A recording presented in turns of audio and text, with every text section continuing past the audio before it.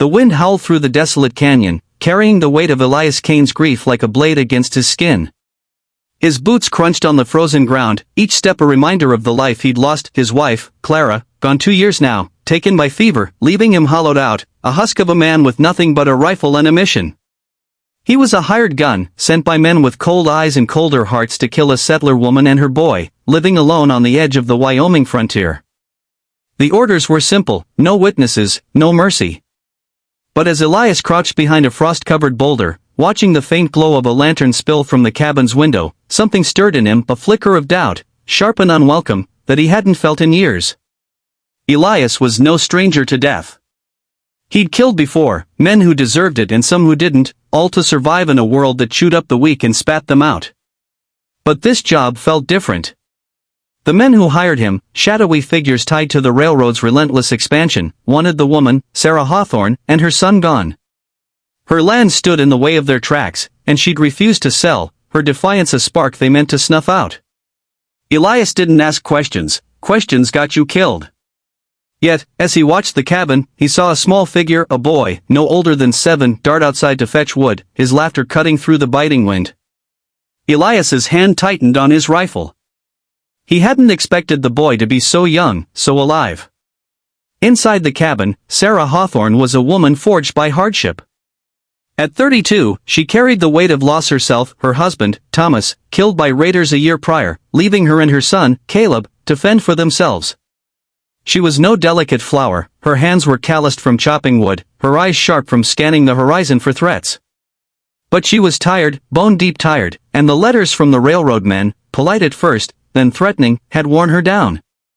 She knew they'd send someone eventually. She just didn't know it would be tonight. Elias crept closer, his breath clouding in the frigid air.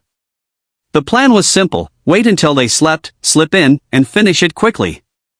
But as he neared the cabin, the door swung open, and Caleb stood there, clutching a stick he'd fashioned into a toy sword. "Who's out there?" the boy called, his voice bold but trembling. Elias froze, his heart pounding. He could have shot then, ended it, but the boy's eyes wide, fearless, and so much like his own son's, lost to the same fever that took Clara, pinned him in place. "I ain't scared!" Caleb shouted, brandishing his stick. Elias lowered his rifle, his hands shaking, and stepped into the lantern's light. Sarah was at the door in an instant, a shotgun in her hands, her face a mask of fierce protectiveness. "Get away from my son," she warned, her voice steady despite the fear in her eyes. Elias raised his hands, the rifle dangling uselessly at his side.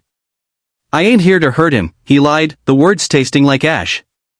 Caleb, oblivious to the danger, tilted his head. "You look sad, mister. Like my pa did before he went away." The words hit Elias like a bullet, cracking open the grief he'd buried deep. He staggered back, the mission unraveling in his mind. Sarah didn't lower her gun, but she saw something in Elias's eyes, pain, raw and unguarded, that made her hesitate. "Why are you here?" she demanded. Elias could have lied again, could have drawn his pistol and ended it, but the boy's words echoed in his head. He dropped to his knees, the rifle clattering to the ground. "They sent me to kill you," he confessed, his voice breaking. "You and the boy. For your land." Sarah's grip tightened, but Caleb stepped forward, unafraid. "Don't cry, mister," he said softly. "You can stay with us. Ma makes good stew." And then, impossibly, the boy reached out and hugged him, whispering, "It's okay, father." The word shattered Elias. He hadn't been called father since his son died, and the sound of it from this stranger's child broke something loose inside him. Sarah, still wary, lowered her shotgun slightly, her instincts warring with her heart. "Why should I trust you?" she asked. Elias looked up, tears freezing on his cheeks. "You shouldn't. But I can't do it. Not to him. Not to you." It was the truth, raw and unpolished, and Sarah saw it for what it was. The first challenge came that night: trust. Sarah let Elias into the cabin, but she kept the shotgun close, watching him like a hawk. Elias, for his part, was a man adrift, his purpose stripped away. He told them about Clara, about his son, about the years he'd spent running from grief by taking lives. Sarah listened, her heart softening but not yielding. Caleb, though, saw Elias differently, not as a killer, but as a man who needed fixing, the way he'd once tried to fix his father's broken plow. The boy's innocence was a lifeline, but it also terrified Elias. He knew the men who hired him wouldn't stop. They'd send others, and soon. The second challenge was survival. The next morning, Elias spotted tracks in the snow, 2 riders, circling the cabin. The railroad men had sent scouts to ensure the job was done. Elias faced a choice: run and leave Sarah and Caleb to their fate, or stay and fight for people he barely knew. He chose to stay, driven by Caleb's trust and the faint hope of redemption. He and Sarah devised a plan. She knew the land better than anyone, every ridge and gully, and Elias had his skills as a tracker and fighter. They set traps, hidden pits lined with sharpened stakes, tripwires tied to bells to warn of intruders. Caleb, too young to fight, helped by gathering stones for slingshots, his determination mirroring his mother's. The third challenge was deeper, more personal: connection. As days turned into weeks, Elias stayed, helping with chores, teaching Caleb how to track deer, and sharing quiet evenings with Sarah by the fire. He began to feel like a man again, not a ghost. Sarah, too, felt something shift. She'd sworn never to let another man close after Thomas, but Elias's quiet strength, his willingness to risk everything for them, chipped away at her walls. Yet both carried guilt: Elias for the lives he'd taken, Sarah for daring to hope again. When she caught herself smiling at Elias one night, she turned away, afraid of betraying her late husband's memory. The final challenge came with the arrival of the railroad's enforcers, 3 men, heavily armed, riding in under a blood-red dawn. Elias and Sarah were ready.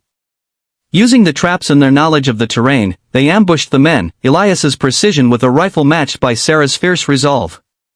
One enforcer escaped, wounded, but the message was clear: Sarah's land was hers, and she wasn't alone anymore. The fight left Elias bloodied but alive, and when Caleb ran to him, calling him father again, Elias didn't pull away. He embraced the boy, tears mixing with dirt on his face. In the aftermath, Elias and Sarah faced a choice. He could leave, disappear into the frontier, and let them live in peace. Or he could stay, build a new life with them, despite the danger that might follow. Sarah made the decision for him, handing him a cup of coffee one morning and saying, "Caleb needs you. And maybe I do, too." It wasn't love, not yet, but it was a promise, a chance to heal, to rebuild. The story ends with the 3 of them standing outside the cabin, watching the sunrise over the Wyoming hills. Elias, once a man who brought death, had found a reason to live. Sarah, who'd fought to protect her son alone, had found an ally. And Caleb, with the unyielding hope of a child, had found a father. The railroad men would come again, but they'd face a family, forged not by blood but by choice, stronger than any threat. The message is clear: even in the darkest moments, when grief and guilt threaten to consume us, connection can pull us back. Redemption isn't found in running from the past but in choosing to fight for a future, for others, for love. It's a story of second chances, of finding family in the unlikeliest places, and of the courage it takes to let someone call you father, or to call someone home.